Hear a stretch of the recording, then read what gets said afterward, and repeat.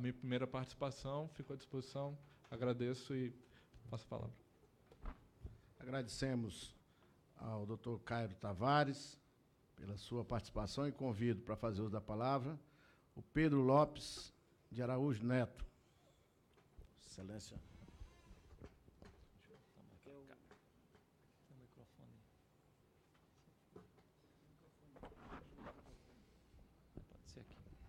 Boa tarde a todos.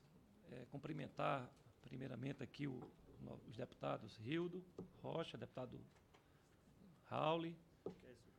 Quero sim, por favor. Ok. Cumprimentar os colegas da mesa, o Floriano, o Rodrigo, o Cairo, deputado Rubens Bueno, colegas presentes aqui, imprensa, assessores. Assim, é uma honra para a Federação do Fisco Estadual Distrital estar nesse momento aqui, né, discutindo a reforma tributária. Hoje começa, na prática, né, começa um novo ciclo, né, após as eleições. Estamos discutindo aqui, dentro da Casa do Povo, né, da Câmara Federal, reforma tributária. Dois pilares que serão enfrentados, com certeza, pelo próximo ano, aí, que é junto com a Previdência, né, Previdência e reforma tributária, pelo presidente Bolsonaro. E, assim, é uma satisfação muito grande a gente estar aqui na primeira sessão após a eleição e abrindo essa discussão no plano nacional aqui na Câmara dos Deputados. Salvo engano, desde 95, se busca uma reforma tributária no Brasil. Essa reforma tributária, ela, como todas as demais que vieram na sequência, elas eram focadas, ou pelo menos até então são focadas no plano da simplificação. É consenso que o sistema tributário brasileiro é altamente complexo, temos milhares de normas, né, especialmente do plano estadual, em virtude do ICMS.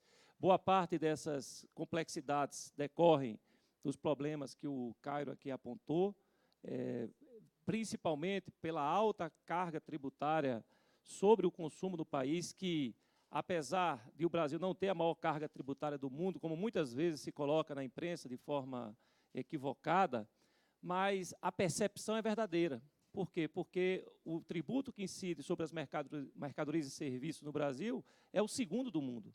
Então, a gente sente, de fato, o peso da carga tributária. Agora, este modelo brasileiro, ele causa grandes ineficiências do ponto de vista econômico, e o projeto Reforma Tributária Solidária, ele vem, vamos dizer assim, alertar neste ponto. Uma das nossas metas, inclusive foi o presidente Floriano, no ano passado, quando a gente começou a trabalhar esse projeto, era, de fato, entrar no debate presidencial. A gente pensou, quando a gente lançou o projeto, jogar a discussão de uma reforma tributária, mas não apenas no plano da simplificação, que é bastante importante, e vamos reforçar isso, mas na mudança da matriz tributária. Voltar, fazer o Brasil aproximar a sua base de tributação aos países desenvolvidos, à média dos países que integram a OCDE, onde aí você tem um equilíbrio entre a tributação da renda, patrimônio e bens de consumo, e menos um pouco na folha, enquanto que no Brasil a gente tem assim, um modelo tributário altamente regressivo, cobrando demasiadamente no consumo, gerando a regressividade que o Caio colocou há pouco. Então, é preciso, no nosso entender, que haja, de fato, uma reforma tributária para a simplificação, como bem defende o deputado Rauli no seu projeto, que a gente precisa simplificar, precisa aglutinar o máximo possível dos tributos que incidem sobre bens e serviços. É inadmissível que, para o mesmo fato jurídico, que seria uma venda de mercadoria, você ter pelo menos 6 tributos incidentes, 6 apurações, 6 recolhimentos. A gente tem que simplificar. O ótimo é chegar aonde o deputado Raul está buscando, que é deixar tudo numa base só, ou pelo menos em 2, né, com um seletivo. Mas se a gente não conseguir o ótimo, pelo menos a gente não pode ficar em 6. A gente tem que encontrar, porque o grande problema da reforma tributária é o conflito federativo, né? É encontrar o equilíbrio entre os municípios, os estados e a União. Esse é o grande entrave e é o grande desafio. Mas a gente tem que pensar no país, a gente tem que encontrar uma fórmula que equacione o máximo possível e a gente evolua ao final deste processo, tá certo? Então, passar aqui rapidamente, já foi bastante contemplado pelo Cário, eu vou apenas ir à frente para falar sobre a questão da inconsistência do modelo tributário. Só ressaltando que, só falando aqui um pouco do imposto de renda, é que este gráfico, né, que nós temos aqui é o seguinte, essa linha azul é a carga tributária média do cidadão, e como bem colocou o Cáiro, até os 30 salários mínimos você tem progressividade no modelo, e a partir dos 30 há uma estabilização, e depois dos 30 nós temos um grande problema, que é a regressividade tributária. Na linha vermelha, nós temos essa linha azul corresponde a 28 milhões de contribuintes na base do ano 2016, declarantes de imposto de renda pessoa física, 28 milhões de contribuintes.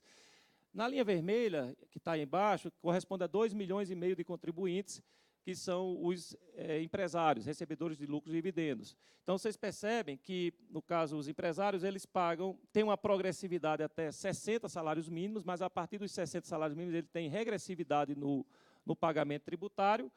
Contudo, a carga tributária efetiva do empresário, do imposto de renda, ela é muito abaixo da média. E lá em cima nós temos por exclusão, nós temos os que não, são os contribuintes que não recebem lucros e dividendos, os não empresários, que acabam arcando com uma maior carga tributária, tá certo? De todo modo, se percebe 2 problemas no modelo. Primeiro, regressividade. Apesar da orientação constitucional que o sistema tributário tem que ser progressivo, então, quanto maior a renda, maior deve ser a alíquota efetiva do pagamento do imposto, mas, em média, a partir dos 40 salários mínimos, em virtude das regras de dedutibilidades, principalmente, acaba havendo alta regressividade no sistema. E depois, a questão do baixo pagamento pelos empresários na questão do imposto de renda pessoa física. Eles pagam muito pouco imposto, quando comparado aos demais países que integram a OCDE, especialmente os Estados Unidos. Esse modelo brasileiro, uma questão também que é bastante importante, é que o Estado, assim, quando você define uma tributação, você parte primeiramente com o tamanho do Estado. Então, nós temos um Estado que hoje custa 2 trilhões de reais, 2 trilhões e 200 bilhões de reais, mais ou menos. Partindo do tamanho do Estado, nós vamos montar o sistema para poder arrecadar esse tributo. Então, nós temos a fórmula de arrecadação para se alcançar aquele montante necessário. O ideal é se montar uma estrutura de arrecadação que seja eficiente, o máximo possível neutra, e que seja eficiente do ponto de vista econômico. O problema brasileiro é que esses 2 trilhões e 200 bilhões de reais que são arrecadados, eles não são arrecadados da maneira mais eficiente do ponto de vista econômico. Tributa-se muito o consumo, e se tributa muito o consumo, por quê? Porque se tributa muito pouco a renda, como bem colocou o Cário há pouco. O Brasil é o que menos paga imposto sobre a renda, considerando todos os países da OCDE, e, em virtude de pagar pouco tributo sobre a renda, se cobra muito o consumo. Os Estados Unidos, o modelo é totalmente diferente. Ele cobra muito pouco os bens e serviços, cobra muito pouco sobre a folha e fecha sua arrecadação para se alcançar os seus 26% de carga tributária, ele fecha com imposto de renda, né? Fecha com imposto de renda e fecha com imposto sobre patrimônio. Então, os Estados Unidos usam uma fórmula diferente da fórmula brasileira, tá? Essa nossa fórmula, ela gera o que o Cário colocou de regressividade. Essa regressividade, ela tem 2 impactos negativos na nossa economia. Primeiro, ela cobra muito imposto de quem ganha muito, que ganha pouco, como foi colocado aqui, quem ganha até 2 salários paga, em média, 48,8% de carga tributária, ou seja, quem ganha 2 salários tem carga tributária da Dinamarca, e quem ganha mais de 30 paga 26, em torno de 26%, e se você descer aqui para os 300 salários mínimos, vai pagar a carga tributária da África. Então, o pobre paga imposto como se tivesse nos países escandinavos, e o muito rico paga imposto se tivesse na África subsaariana. Essa é a realidade do Brasil. Então, esse modelo gera o que a gente chama de regressividade, ou seja, quem ganha mais paga menos e quem ganha menos paga mais. Essa regressividade no sistema gera, por sua vez, uma concentração de riqueza no topo da pirâmide, ou seja, a distribuição fica do crescimento nacional fica mais para cima e o pessoal da base da pirâmide acaba pagando muito mais imposto. Essa concentração de riqueza, em estudos recentes, inclusive do Fundo Monetário Internacional, está demonstrando que os países que estão concentrando riqueza estão crescendo menos do que o período da economia keynesiana, que perdurou até a década de 70. Então, já tem revisão, pelo menos desde essa década de 2010 para cá, revisão pelo próprio Fundo Monetário Internacional do modelo de tributação e políticas de gastos. Ou seja, a excessiva concentração de riqueza ela está fazendo com que as economias cresçam menos. Então, é preciso distribuir mais. Então, isso, por exemplo, temos o Piketty falando sobre isso, tá certo? Por exemplo, o Brasil não cresce se não reduzir sua desigualdade. O economista Joseph Stiglitz, né, que foi o economista-chefe do Bill Clinton durante seu governo, e também ganhou o Nobel em 2001 também aponta que a redução da desigualdade é fundamental para promover o crescimento da economia. Nós temos aí a OCDE apontando que a desigualdade prejudica o crescimento dos países ricos, tá certo? O Fundo Monetário Internacional, revisão de conceitos a partir de 2012, também defende que deve haver mais distribuição de riqueza para poder promover o crescimento da economia. Então, os conceitos mais modernos de evolução econômica vão no sentido que tem que ter uma melhor distribuição. Não é uma melhor distribuição por questão de humanidade, que já justificaria, mas é uma questão de melhor distribuição para que haja melhor crescimento da economia, maior crescimento porque as economias não estão crescendo. Aqui a gente traz um gráfico do Fundo Monetário Internacional, que eu acho assim, de grande gravidade. Eu vou até me levantar aqui só para esclarecer melhor. Aqui nós temos o Brasil, aqui é um gráfico do Fundo Monetário, 2015, aqui é uma sequência aqui é o Brasil, 2015 a 2019, isso aqui é o Brasil, e isso aqui são os diversos países do mundo. Então, por aqui dá para perceber que o Brasil tem um grande problema, porque o mundo está crescendo, mas o Brasil está aqui, ó, ficou.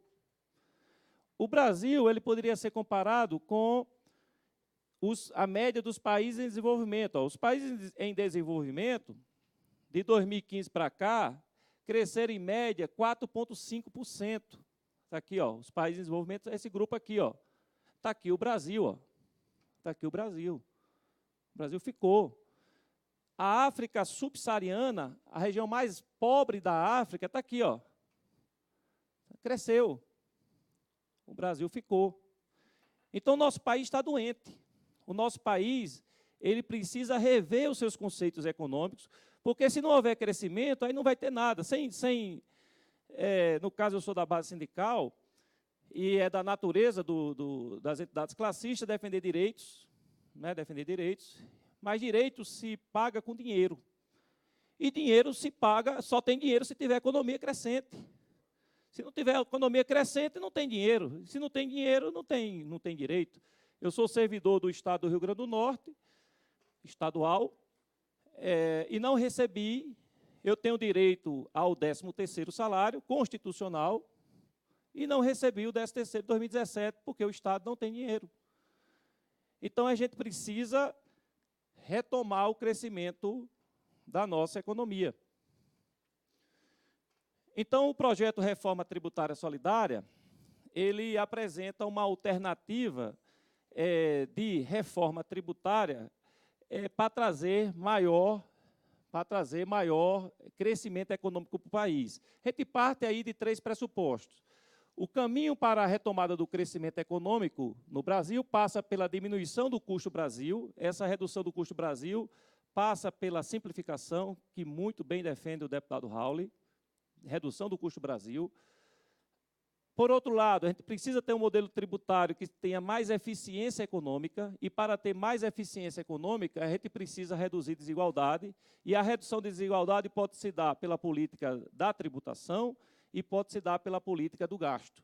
Então, a gente pode atacar em duas frentes, pela tributação e pelo gasto. Então, nesse sentido, a gente precisa de uma reforma tributária, já que a gente está falando em política de tributação, a gente precisa fazer uma reforma tributária que torne o sistema mais progressivo. Nesse sentido, a gente precisa aumentar a tributação sobre a renda, sobre a base renda. Nós não estamos defendendo aumento de carga tributária, a gente defende que a carga tributária fique inalterada, no padrão que está hoje, mas que seja mudada a matriz tributária, se cobre mais sobre a renda e menos sobre, e o que aumentar sobre a renda seja reduzido nos bens e serviços. Tá certo? Então, o projeto de reforma tributária, ele, preservando o Estado social, apresenta solução para a redução de desigualdade social, redução de custo Brasil e promoção do desenvolvimento econômico. Esse projeto é a iniciativa da Anfip-Fenafisco, com a gestão técnica de grupos de professores da Unicamp, e com o apoio do Confecom, DIEESE, entre outras entidades, tá certo? Esse projeto tem mais ou menos 1 ano já, e durante esse projeto nós lançamos um livro, que é o Reforma Tributária Solidária, com 39 artigos, por 42 especialistas, fazendo o diagnóstico completo. Inclusive, a gente vai até presentear aqui os deputados presentes com este documento. E, na verdade, o que nós propomos, né, no projeto de reforma tributária é ir além da simplificação. A simplificação nós defendemos. No projeto, nós caminhamos algo muito parecido com o deputado Rauli, tá certo? Muito parecido no plano da simplificação, só que nós defendemos que a reforma tributária ela seja mais ampla. Ela vá atacar a matriz de arrecadação tributária, aumentando a carga sobre a renda, diminuindo esse montante que aumentar na renda, diminuir sobre o consumo. Então, eu fico por aqui. A parte da proposta eu vou deixar aqui para o colega Floriano fazer a exposição. Muito obrigado a todos.